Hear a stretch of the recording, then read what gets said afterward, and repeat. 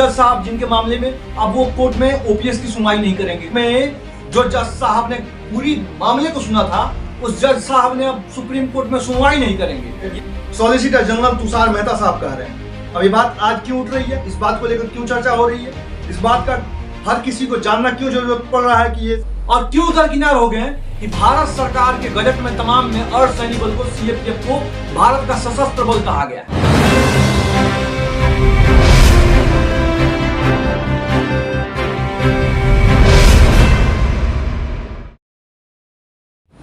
आप सभी को नमस्कार, प्रणाम। उम्मीद करते हैं आप बेहतर होंगे। इस समय 5 अगस्त के सुप्रीम कोर्ट के मुद्दे पर सबकी टकाटक नजर लगी हुई है।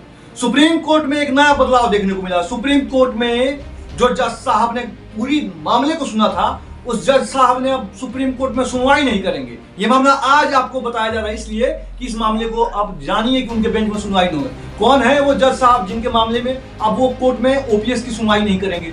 इस मामले पर जजमेंट देने से कतरा रहे थे जज साहब, जज क्यों हट गए, ये सवाल सबके मन में है। अब इस जज साहब की बात क्यों, संजीव खन्ना सर की बात हो रही है। संजीव खन्ना सर ओपीएस के मुद्दे से अपने आप को बैक ले लिया है। क्या जज साहब को ये चीज ज्ञात था कि हम धर्म और न्याय के संगत होते हुए जजमेंट देंगे, क्योंकि आर्मर्ड फोर्सेस ऑफ इंडिया है अर्धसैनिक बल। इसी के कारण जज साहब ने न्याय को देखते हुए कि अब जजमेंट तो अर्धसैनिक बल के पक्ष में देना ही पड़ेगा, इसीलिए दरकिनार हो गए। और क्यों दरकिनार हो गए कि भारत सरकार के गजट में तमाम में अर्धसैनिक बल को सीएपीएफ को भारत का सशस्त्र बल कहा गया है। सशस्त्र बल होने के बावजूद भी ये जवान ओपीएस नहीं ले पाएंगे, ओपीएस का हकदार नहीं है। ये हम नहीं कर रहे हैं, भारत सरकार के द्वारा सॉलिसिटर जनरल रखा गया है, तुषार मेहता साहब कर रहे हैं। तुषार मेहता साहब के साथ साथ अन्य लोगों के बेंच है, जिसमें तमाम लोग ये कह रहे हैं कि सीएपीएफ का जो दिया जाएगा पेंशन जो है वो सशस्त्र बल में नहीं आते, आर्मी एयरफोर्स नेवी सशस्त्र बल में आता है। ये बात जो है justice advocate solicitor general Tushar Mehta साहब कह रहे हैं। अब ये बात आज क्यों उठ रही है, इस बात को लेकर क्यों चर्चा हो रही है, इस बात का हर किसी को जानना क्यों जरूरत पड़ रहा है कि ये सब तमाम चीजें क्यों रची जा रही है, कौन है इसके पीछे जिसका हाथ है ये तमाम चीजें हो रही है।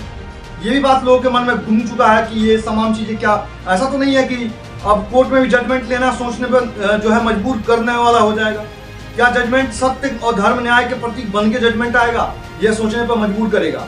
ये सवाल सबके मन में चल रहा है कि ये क्या क्या मसला है ओपीएस को लेकर, क्योंकि कल का बजट में तमाम चीजों के लोगों ने आस लगाए थे कि जजमेंट हमारे पक्ष में होगा, इंप्लीमेंट होगा, 50% की बात होगी, तमाम चीजें होगी, लेकिन ऐसा कुछ दिखाई नहीं दिया।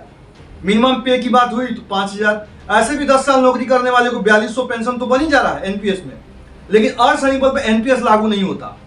अब आप कहिएगा किस चीज पे ध्यान दे रहे हैं। मैं ध्यान दे रहा हूं वो कागज, जो कागज ये कहता है, जो कागज मेरे पास है आपको दिखाना चाहूंगा। ये है special leave petition diary number 33654/2023। ये सुप्रीम कोर्ट में सरकार गई थी। कौन गई थी? सरकार गई थी। इस पे लिखा है union of India and ORS versus Lokesh Kumar Arya, respondent of petitioner. Bharat सरकार बनती हुई ये कह रही है। जस्टिस संजीव खन्ना सर उस समय सुनवाई किए थे 12 तारीख और 13 फरवरी को। 12 तारीख और 13 फरवरी को, 12 मतलब 12 फरवरी और 13 फरवरी को सुनवाई करते हुए जस्टिस साहब ने इस मामले को सुना, और उसमें 25 एसएलपी थी जो 2003 वाले नोटिफिकेशन के साथ भी थी, जिनका था 25 में से 21 का जजमेंट दे दिया उन्होंने कि उन पे ओपीएस लागू होता है। 22 दिसंबर के पहले का मामला था, नोटिफिकेशन 22 दिसंबर 2003 का था, उनको दे दिया। लेकिन बच गया कौन? 2003 के बाद जो 2004, 5, 6, 7, 8, 9, 10, 11, 12, 13, 14, 15, 16, 17, 18, 19, 20, 21, 22, 23 तक के जो भी लोग भर्ती हैं उनका मामला था। जज साहब ने इस पे बात सुना तो नेक्स्ट डेट दे दिया, 5 अगस्त को इसकी सुनवाई होने वाली। डेट देने के बाद उस समय जज साहब कौन थे? Humbly mister justice Sanjiv Khanna and justice CVN Bhati.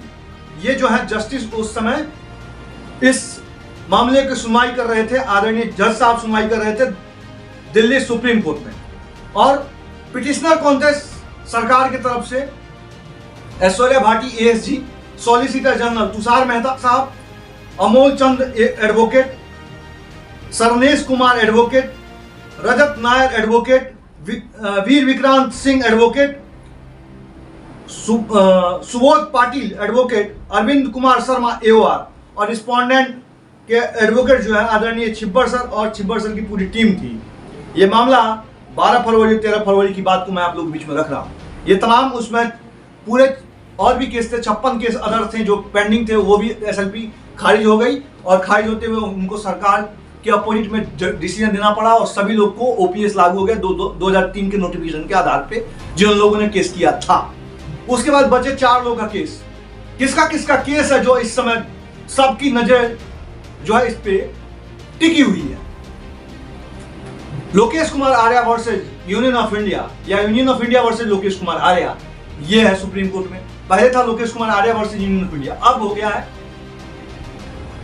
Union of India versus Lokesh Kumar Arya. 4 लोगों का मामला सुप्रीम कोर्ट में, चारों केस क्लब हो चुका है।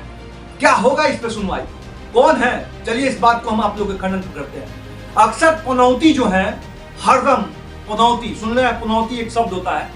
अक्सर पनौती OPS के मामले में और सैनिक बल के मामले में कहीं ना कुछ बयान देने को तैयार है, ना बात करने को तैयार है। पनौती हरदम अन्य मुद्दों पे बात करते हैं लेकिन अर्धसैनिक बल के मुद्दे पर बात ही नहीं करते हैं। अब पनौती कौन है इस बात का भी ज्ञात होना चाहिए। व्हाइट कुर्ता पहन के समाज को एक दिशा देने वाले लोग, बात करने वाले लोग, भ्रमकता फैलाने वाले, झूठ बोलने वाले लोग की बात हम कर रहे हैं। उनको बस पार्टी पॉलिटिक्स से मतलब है, कौन सा पार्टी कितना वोट लाएगा, पार्टी के लोग कितने वोट लाएंगे। उन्हें देश के लिए मर मिटने वाला सबसे ज्यादा, देश का सबसे ज्यादा शहीद कुर्बानी देने वाला पैरामिलिट्री फोर्स में बात करना ही नहीं। बजट 97,000 करोड़, कितना बजट है भारत सरकार का? भारत सरकार अर्धसैनिक बल को गृह मंत्रालय की तरफ से 97,000 करोड़ अलॉटमेंट होता है। एक तरफ वहीं आर्मी एयरफोर्स नेवी को 6 लाख कुछ समथिंग करोड़ रुपया अलॉटमेंट किया जाता है। यह समझ में आता है, 6 लाख करोड़ और यहाँ पे जो है 97,000 करोड़, काम चल जाता है इसी में, इसमें बात में कोई बोलेगा नहीं। तो 97,000 करोड़ लेने वाले लोगों को किस प्रकार से नचाया जाता है आप सुन लीजिए। नचाने का तरीका क्या है? बॉर्डर्स वहीं ड्यूटी करेंगे, फर्स्ट लाइन रो पे ड्यूटी वहीं, चाइना, पाकिस्तान, म्यांमार, बांग्लादेश, नेपाल तथा अन्य बॉर्डर पे वो काम कर रहे हैं।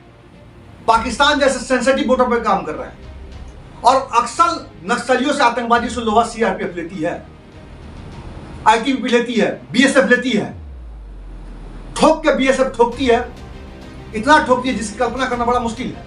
पाकिस्तान बॉर्डर बहुत सेंसिटिव बॉर्डर है और डर खौफ का नाम BSF है। 1971 में 90,000 बंदी बनाने में सबसे बड़ा योगदान जो है BSF का था। बेशक बात तो चलती रहती है, ये तमाम चीजें दिखाई देती है, लेकिन हकीकत है आर्मर्ड फोर्स, आर्मर्ड जिसके पास जो है आर्टिलरी हथियार हो, BSF के पास पूरा आर्टिलरी है, हेलीपैड है, उनका हेलीकॉप्टर है, लेकिन उनको पेंशन नहीं, उनको NPS में रखा गया है। सबसे बड़ी जरूरी बात है कि सबसे पहले सेंट्रल आर्म पुलिस फोर्स की मिनिस्ट्री होनी चाहिए और गृह मंत्रालय से निकालना चाहिए। तो सेंट्रल आर्म पुलिस फोर्स का मिनिस्ट्री होना चाहिए। ये मिनिस्ट्री, जब सेंट्रल आर्म पुलिस फोर्स की मिनिस्ट्री अगर होती है, उसमें arm, CRPF, BSF, ITBP, CISF, NSG, SPG, IB, CBI, ये तमाम लोग जो है उस मिनिस्ट्री में आएंगे, जिनके माथे में 24 आवर्स ड्यूटी का एक जो है लोगो लगा हुआ है, लेकिन बेटा भत्ता CCA कंडक्ट टूल का। IB वाले को पता नहीं है कब कहां चले जाए, CBI को कभी पता ही नहीं है कब कहां किस ऑपरेशन में चले जाए, जिंदगी का कोई लिमिट नहीं है। बंगाल में जब CBI जाती है तो उनको बंदी बनाने की कोशिश की जाती है, IB को घेरने की कोशिश की जाती है ममता गवर्नमेंट से। ये तमाम चीज लोग देखते हैं लेकिन चुप रहते हैं। क्यों? काहे बोलिएगा IB के पक्ष में, CBI के पक्ष में, काहे बोलिएगा उनके पक्ष में? उनको पेंशन का अधिकार ही नहीं है, बेचारे दिन रात काम करते रहते हैं। आप आर्मी या पैरामिलिट्री फोर्स के बारे में बात काहे कीजिएगा? ये सोचने की जरूरत है। आज बदलता भारत है और एक बात जान लीजिए, इस बदलते भारत में आप जब तक जो है जागरूक नहीं होगा, कोई आपके लिए लड़ने वाला नहीं। इस बात का ख्याल सबको होना चाहिए कि यह सच्चाई है और पनौती आपके बारे में सोचते नहीं है। कोई भी हो, कोई भी हो, ये अपने बारे में, इनकी एकता, इनका पूरा जुमला, तमाम चीजें दिखाएगी, इनकी सभाएं, तमाम चीजें होंगी, इनका सभा में इनके बजट अलॉटमेंट इनके अलग होंगे। आप जाके देखिए ना, पार्टी जो है कौन कौन पार्टी है, कितने करोड़ की पार्टी बन गई। इनके सब कुछ टैक्स फ्री है, लेकिन देश का एक सिपाही हो, देश का एक कर्मचारी हो, टैक्स के रूप में छोटा वाला कर्मचारी छोटा टैक्स देता है, बड़ा वाला कर्मचारी 2 महीने का सैलरी देता है। लेवल 12 से ऊपर जो भी लोग हैं, लेवल 8, 9, 10, 11 से ऊपर जो अभी 12 से ऊपर जो भी है, वो 2 महीने की तनख्वाह दे रहे हैं, 2 महीने की साहब तनख्वाह दे रहे हैं। जिनका 4 लाख टैक्स कटा है वो 1.5 महीने की तनख्वाह दे रहे हैं। जिनका 6 लाख कटा है वो 2 महीने की तनख्वाह दे रहे हैं। आप समझिए इतना भयंकर ये बात क्यों। ये तमाम चीज जो है एक्चुअली क्या है, इस पे आप इंप्लीमेंट करने को कोई तैयार ही नहीं, बात करने को तैयार नहीं। ये तो हमारी बातें हैं, हम बोल देते हैं, सच्चाई हकीकत है साहब। और ये बात मोदी जी के पास जानी चाहिए। मैं मोदी जी के पास हरदम पहुंचाने की कोशिश करता हूं कि मोदी जी जैसे ईमानदार आदमी नहीं मिलेगा, लेकिन आज तक उन्होंने सुना ही नहीं। कोर्ट जाने को पड़ा मजबूरी में। सच्चाई बता रहे हैं, 2013 के बाद कसम खा के कह रहे हैं कि 2013 के पहले आदरणीय मोदी जी को लाने के लिए 7 ठोक के अनुराग ठाकुर की टीम में काम किया था। लेकिन अब तो साहब दिल्ली टूट गया है। बात करें तो कहते हैं आपको टाइम दिया जाएगा। अरे किन किन के चक्करों में आज मुझे कोर्ट के चक्कर काटते हुए 6 साल हो गए। कैडर रिव्यू के मुद्दे से कि आज तक 6 साल से ऊपर हो गए कोर्ट के चक्कर, हाईकोर्ट और सुप्रीम कोर्ट के चक्कर काटते काटते। और हकीकत है साहब, किसी से मैंने सहायता नहीं ली, अपनी जिंदगी की पूरी कमाई लगा दिया, लेकिन लड़ाई तो जारी है। सबको सोचना पड़ेगा ये लड़ाई किसकी, किसके लिए है, क्यों है। एक्चुअली जो कागज में लिखा है या आप उसको मान लो या तत्काल प्रभाव से संशोधन करो। ये कागज में जो लिखा है सशस्त्र बल पे लागू नहीं होता, तो सशस्त्र बल पे वेतन भत्ता भी जो दिया जा रहा है वो गलत है। सशस्त्र बल वाला वेतन भत्ता सीआरपीएफ को मिलना चाहिए था, आज तक नहीं मिला। बात मानते हैं अगर आप हमारे बात मानते हैं ना तो आपका कुछ नहीं जाता। 75% लोग मेरा वीडियो ऐसे ही देखते हैं, सब्सक्राइब नहीं किए हैं चैनल। आप 22% लोग सब्सक्राइब किए हैं। 75% रोज शाम को देखते हैं वीडियो, चैनल को सब्सक्राइब करके। क्या जाता है, एक छोटा सा बटन मिलेगा, दबा दीजिए उसको, कट से दबाइए बटन, बेल आइकन तो बाएं साइड में होगा, दबा दीजिए उसको, दबा दिए। दबाने के बाद इस वीडियो को देख रहे हैं तो शेयर कर दीजिए कि ये आपके दोस्त के पास जाए। बात अगर सत्य हो तो कमेंट बॉक्स में कमेंट कीजिए। बाकी कुछ पनौती, 1-2 पनौती कमेंट बॉक्स में पनौती हमारे कमेंट किए थे, दिन रात ओपीएस। अरे जिस चीज में हाथ लगाया जाता है उस चीज को हासिल करने के लिए दिन रात उसी पर फोकस करना चाहिए।